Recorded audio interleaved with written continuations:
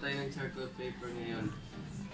Ito po ang mga hakbang sa paggawa ng charcoal paper. Una, ihanda natin ang ating mga materials. Ang ating mga materials ay isang batsang tubig at mga scratch paper.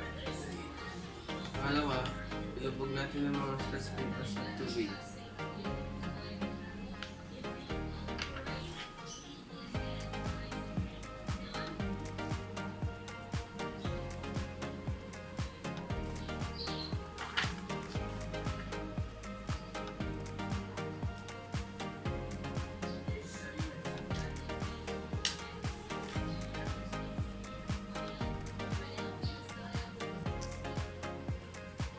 Ubusin ko itong nandito lang.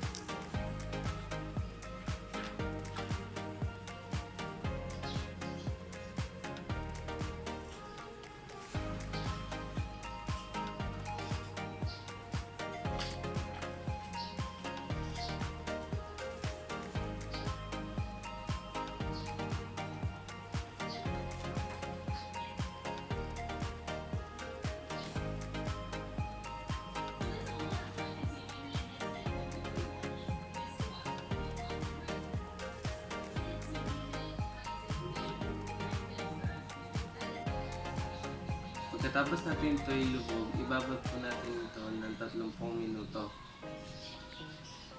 Pagkatapos ng 30 minuto, ipira-pirasoin po natin ito.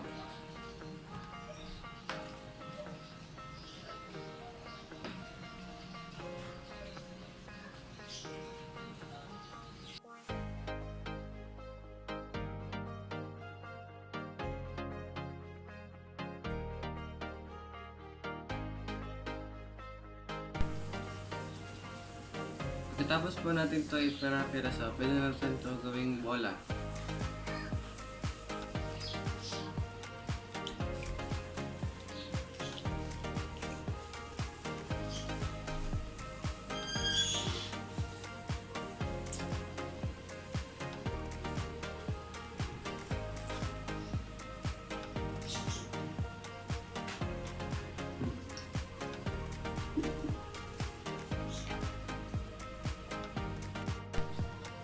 Ipagpatuloy lang po natin ang prosesong ito hanggang po sumaubos ang papel.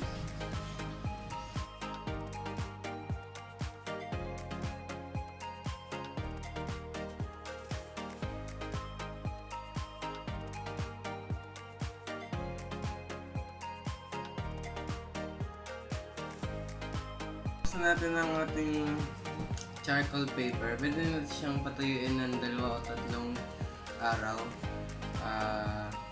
Pagkatapos matuyo, maaari natin gamitin.